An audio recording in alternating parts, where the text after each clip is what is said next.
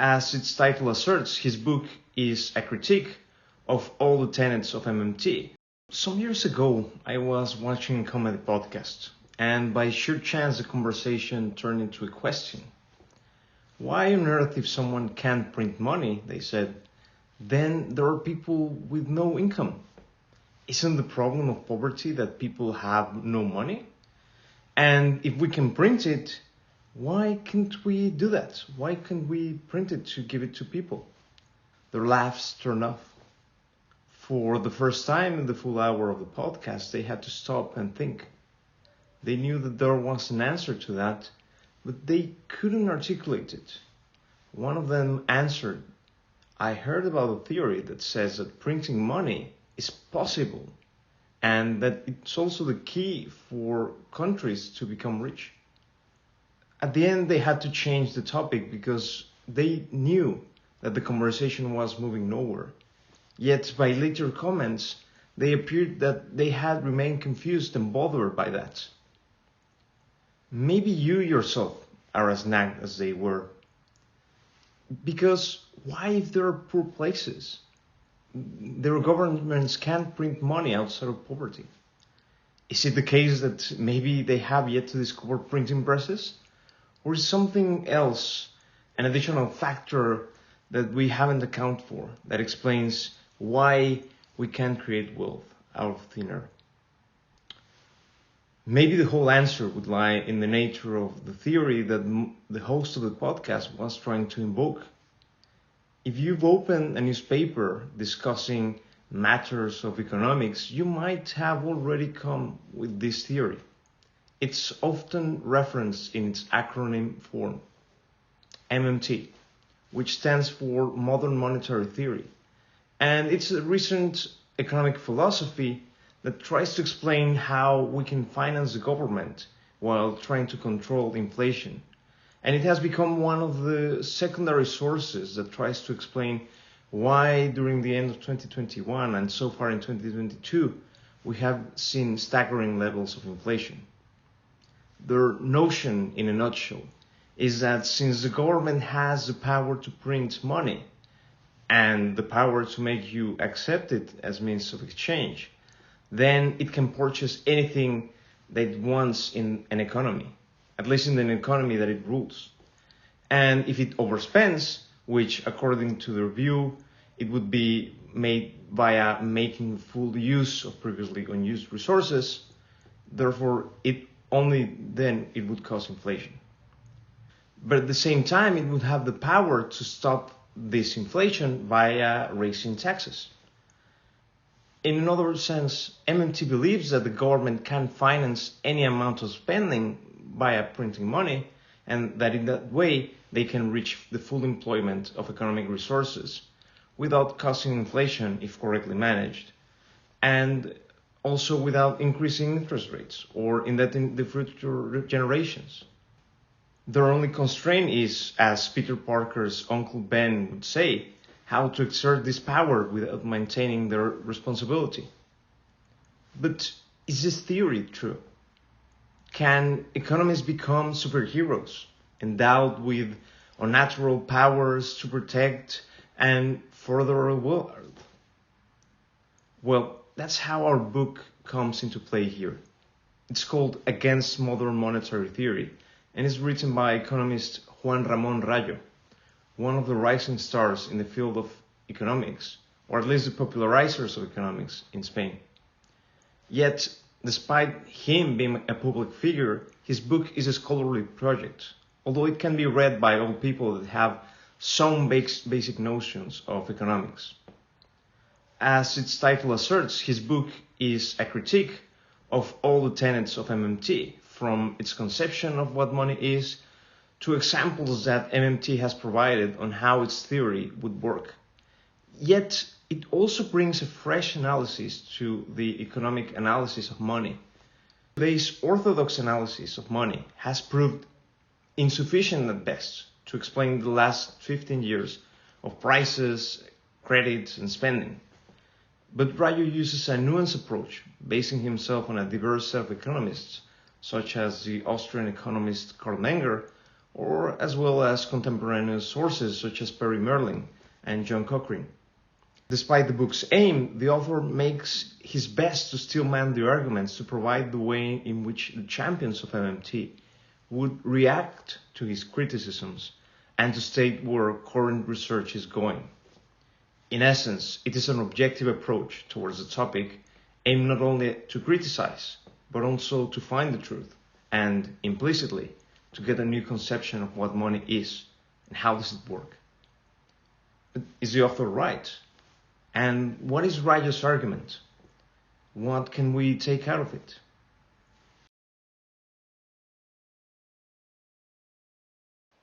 So, what is MMT?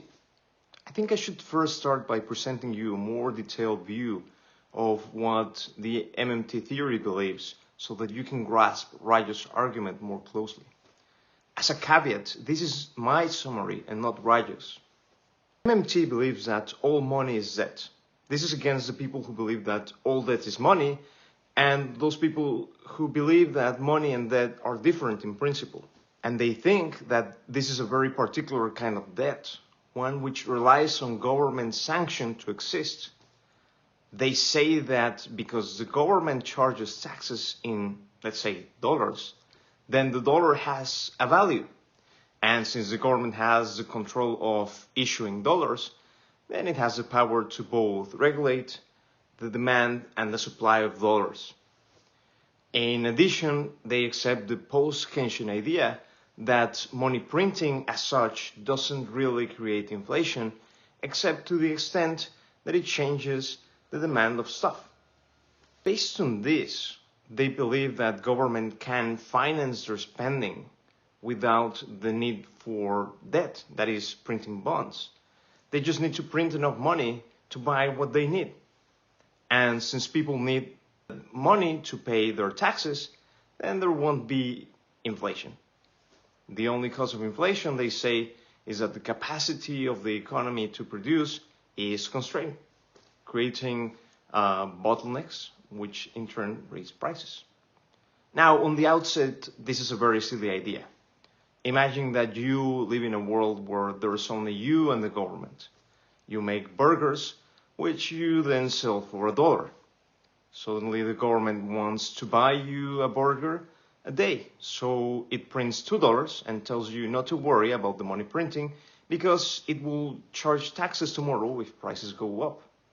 Your burger is now worth $2, so that means that inflation doubled. And since you can't make more than a burger a day, then inflation becomes persistent and then government raises taxes. So you lose that extra dollar that you had earned. In other words, the government didn't buy you the burger. It expropriated it by diluting you, by making you think that it was buying it.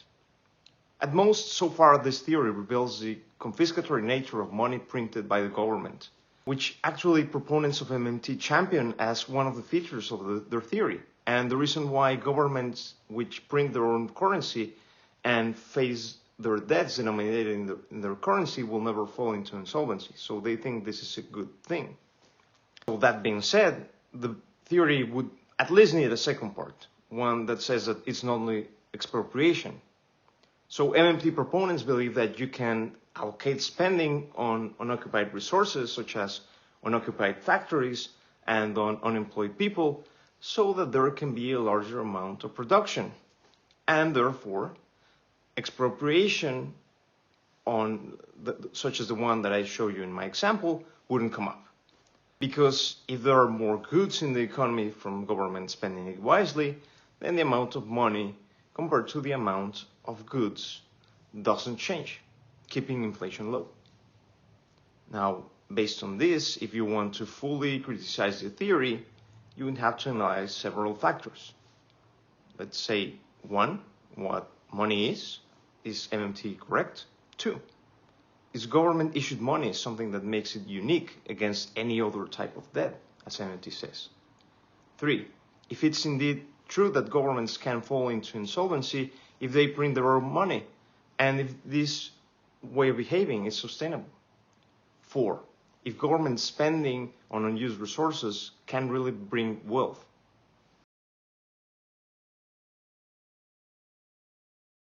So, what is the book about? Number one, what is money? So, Rallo sees a problem with MMT's view of money, but he also doesn't subscribe to the common understanding of what money is. In particular, he objects to the idea that credit is a perfect substitute of money. This school, the one that believes that money and credit are perfect substitute, is called a quantitativist school, which both Ludwig von Mises and Milton Friedman supported.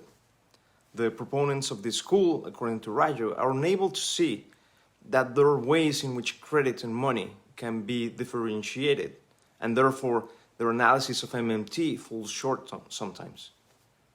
This is because MMT has a very similar view to what quantitativists say, which says that there is no such a thing as hard money, and that they agree that both credit and money cannot be differentiated. Let me make a footnote here. Rallo purposefully won't use the terms credit and money in this part of the analysis. This is because he prefers to use two terms which are more descriptive of what he's talking about. He rather uses the differentiation between real goods and financial goods, with the first being those assets where having them does not imply that you have to expect that someone will pay you in the future. On the other hand, financial assets do depend on someone paying you in the future. As a quick example, that book that you have on your shelf would be a real good. You have it right here and right now. While that money that you lend to your brother and that you're still crossing your fingers to receive it, one of these days maybe, is a financial good. Because you own the money that you lend him, you just need him to pay. As you can see, while it is true that you can sell or purchase things with both real and financial goods, there are two clear distinctions between these two types of assets. One, risk of unpayment, and two, easiness of transaction. If you, let's say, have a gold coin, you have it, regardless of how ugly the economy is. And you don't depend on anyone to keep this gold as yours. However, it's difficult and heavy to pay with it. On the other hand, if you have a promise of a gold coin from your very reliable friend, then you'll depend on his financial situation. But if you find his iPhone particularly pretty, you can tell him that if he gives it to you, then his debt is cancelled. There was no need to carry the gold. As you can see, both types of assets have their advantages and disadvantages. And in an economy, there's a space for both. When you need trust and assurance, you will transact in a real good, such as gold. When you need speediness, and you, let's say, maybe already trust the other person, you will tend to prefer credit. The proponents of MMT believe that there is no distinction between these two. They assert that the only reason why we use a specific type of money is because there was a special mandate from the government to use it. The real reason why the Aztecs used cocoa seeds, let's say, to pay for trade, or Romans used salt and coins to pay a salary, or the Victorians used gold and silver, is because their governments determined that it was the right means of payment of its taxes. And given that taxes are the reason that we demand certain goods to use them as money, then the government has the power to control the demand of money by creating taxes, or the supply by creating more of the good that is determined to be exchanged as money. In today's world, that is fiat money, or also called paper money. Their main argument is that governments have historically determined their country's currency because it's very costly for people to coordinate about which will be the ultimate thing which will serve as unit of account. Also, they insist that historically societies have never used barter, but rather they have used credit relationships, and that the need of these credit relationships to create a unit of account pushed governments to select one good that serves as unit of account, in reality credit. Rallo disagrees. He uses a deep analysis of anthropology combined with Menger's hypothesis of where money came from to answer this question. He concedes to the MMT proponents that probably most societies started to exchange via credit, or more precisely, deferred barter, to exchange the non-consumed part of their production. But very rapidly, as international commerce emerged, the need of a common means of exchange emerged rapidly. Also, in his view, it's not clear if governments led this change or rather followed it. And he thinks that it's most likely that it was a feed loop, where the selection of the market of a particular good was then followed by a government selecting a unit of account, and then the market using more of that good for exchange. And because of this would follow and follow and follow. In addition, there is no need for why a government push needs to create a currency.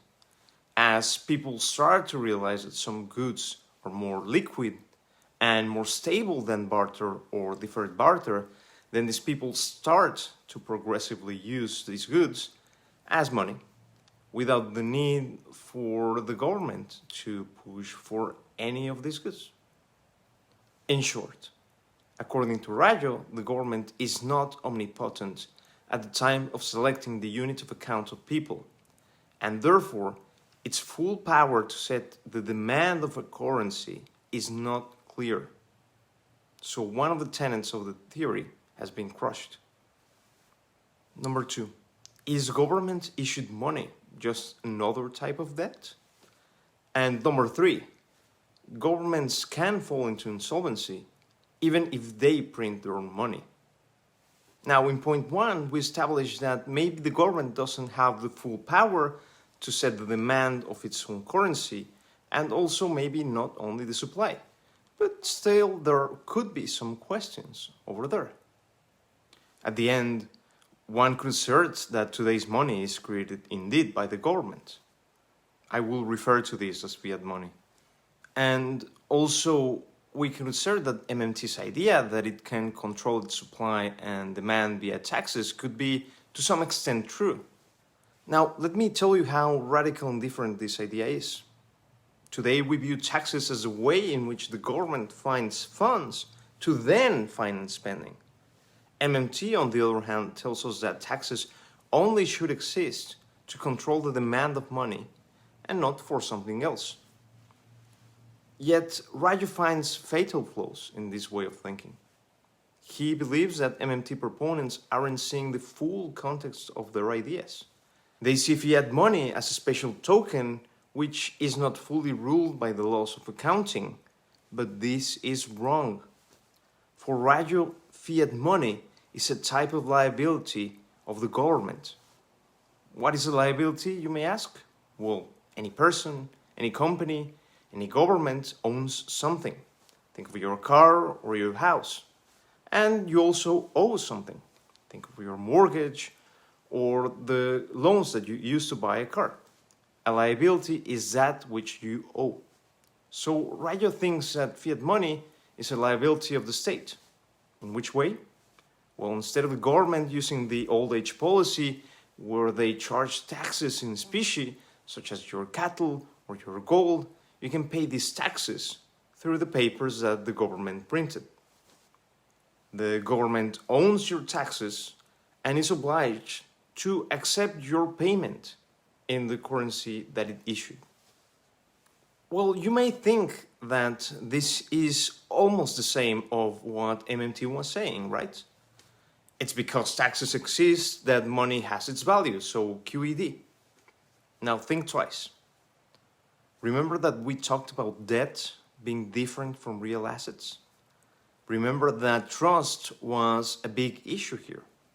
For instance, having a Coca-Cola in your hand is not the same than having the promise of a Coke. Well, here is the same. You have the promise that your money is going to do something. How is this evaluated? In financial markets, debts are valued upon the value of the expected cash income over the future of that debt. If you have a bond, then the present value of the coupons and the principal, and also the expectations that the debt will be paid in full, what makes and gives the bond this value. For instance, if your unreliable friend owed you a Coke and you wanted to sell that right to another friend, this right would be worth less than the value of a Coke because there's a probability that he won't pay you. With fiat money, it's the same. It will be worth the expected cash flow in the future. Cash can come from several places: taxes, goods that the government has as savings, or state companies, or bonds that it has, or even the fact that it will be accepted in exchange for other goods in the future. If any of these factors deteriorates, or is expected to deteriorate in the future, then the value of the currency will decline, causing inflation. If the government overspends and keeps issuing the same amount of fiat currency, then the currency depreciates, and that means inflation. If the government underspends and keeps issuing the same amount of fiat money, then it will appreciate, likely causing what we call deflation. So this is a supply and demand equilibrium of which the government has some control, but not all. In other words, it's not that the relationship between money and inflation is fully controlled by the government, let alone that the relationship is that of government spending first and maybe raising taxes tomorrow. It's rather the government spends, but only because it will pay you tomorrow. And if people distrust the government's promises of what it will pay tomorrow, then it will have a very limited means for its fiat currency to be fully used in the economy. And it will have to promise to pay its cash flows in other currency, one that it cannot control. This breaks two of the tenets of MMT: the idea that they can buy anything available in the economy, and the notion that no government can fall into insolvency. Number 4. Government spending adds no wealth to an economy.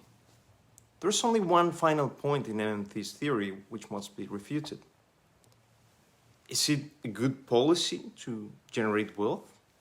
Maybe we could ignore the setbacks that were previously discussed, and maybe we could use some of MMT to improve the economy when the situation of the economy is dire.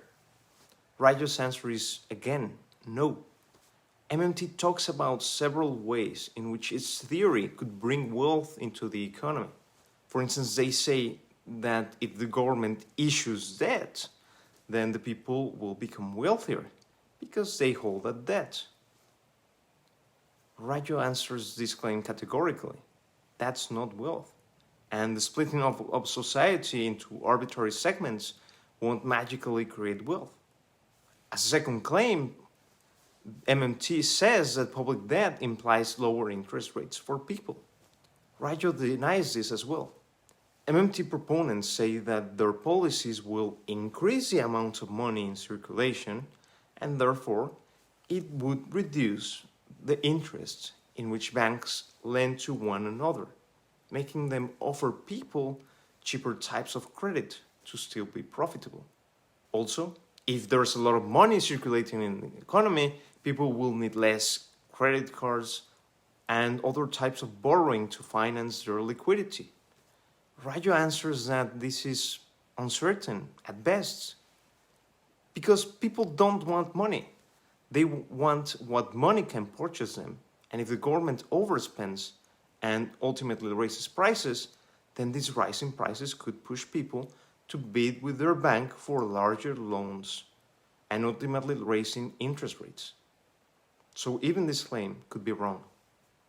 Finally, MMT proponents believe that the government could detect unused resources, such as abandoned factories or unemployed people.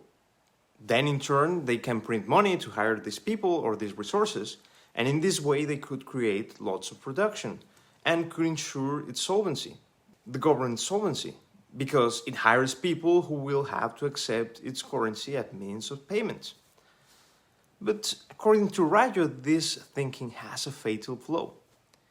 If these resources can be used by the private sector, why isn't it using them? Almost by definition, these resources are so unproductive that society is unable to hire them and earn a profit on them. In other words, these are resources which currently produce things that nobody wants. This, according to a further analysis of Rallo, would create inflation and would likely not create full employment, as MMT champions propose. Then again, all basic tenets of MMT are argued and categorically denied. So Rallo's perspective on the economy is a fresh one.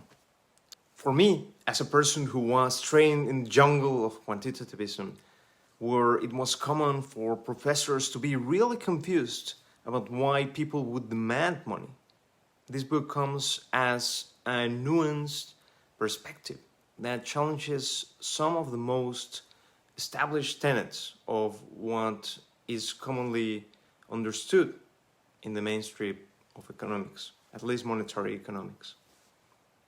The book also brings Menger back to the discussion of monetary matters, which also seems different to the typical discussions of money, which commonly rely on how money affects prices, and that's it.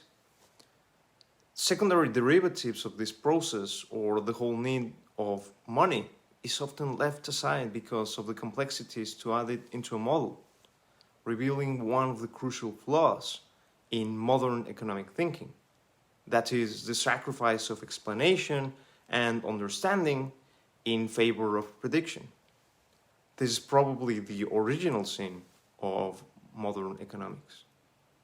Moreover, the style, while sometimes arid, is sometimes aimed to answer fully every single part of the argument of MMT.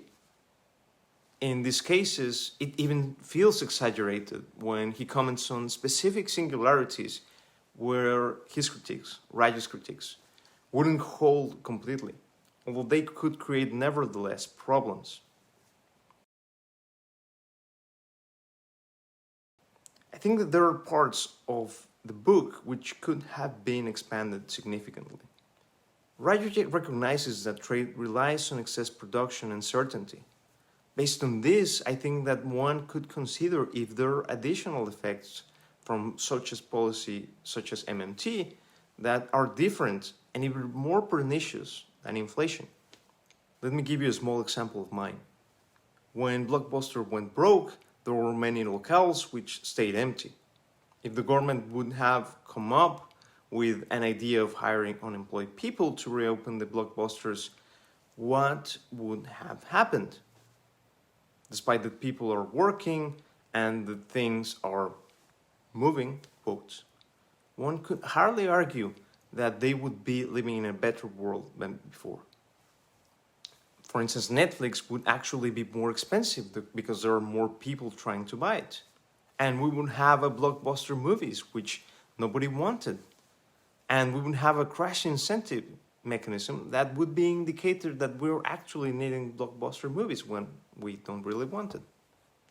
In other words, it's a world where people produce things that we don't need at the expense of the things that we do need.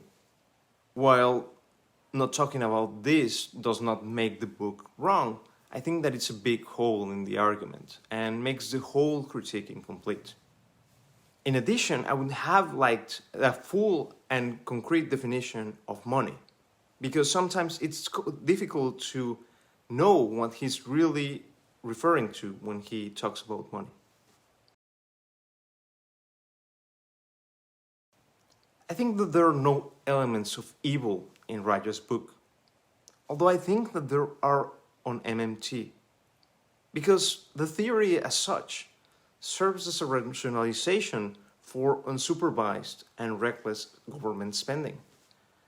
A couple of questions may reveal this. For instance, how does MMT explain insolvent governments in emerging markets? How do they explain the countless sets of countries which have resorted to just a bit of MMT with disastrous results, such as Argentina, or Sri Lanka, or Zimbabwe? Why do they think that giving the power to the government is an all good idea, considering the past behavior of the government? On this last point, the economists which follow Keynes's premises argued that the government should have the power to control the economy. So when the economy is booming, it should slow it down. And when it's falling, then it should try to boost it. Let alone the arguably totally wrong assumption that governments have any power to do this. A century has proven that they are simply incapable to do so. From the semi-free US to Nazi Germany, to China, to Russia, to the omnipotent regulatory agencies of today, the government is extremely slow to react by its own nature, and is very incapable of putting a brake when there's a boom.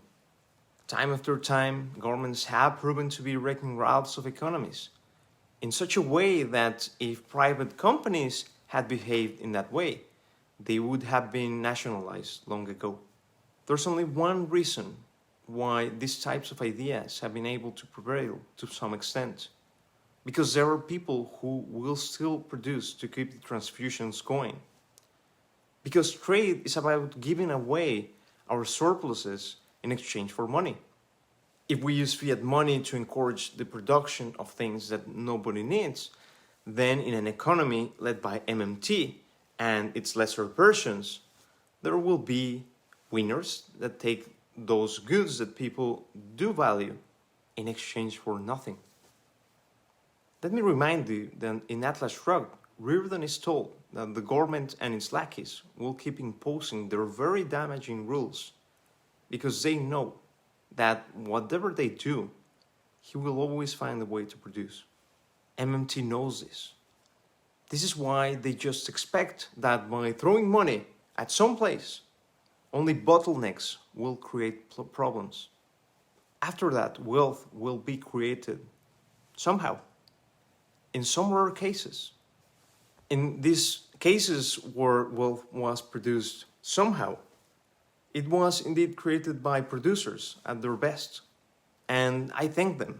But this is favor which we cannot and should not expect, and that it's going to perish if we continue through the path of MMT. So for clarity, I give the book 4 stars out of 5. Argumentation, 4 stars. Originality, 4 stars. Overall, 4 stars. Let me suggest you the following questions while you follow the book. I think that they will enrich your experience of the reading. 1.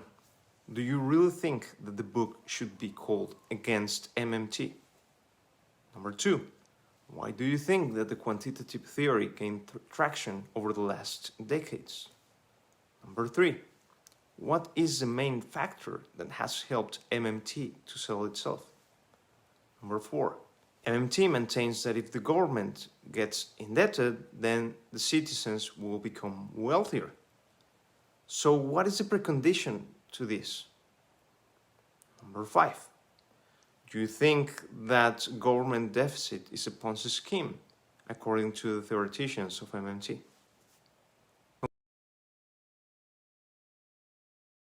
We live in a world where the knowledge systems of the past are quickly fading away.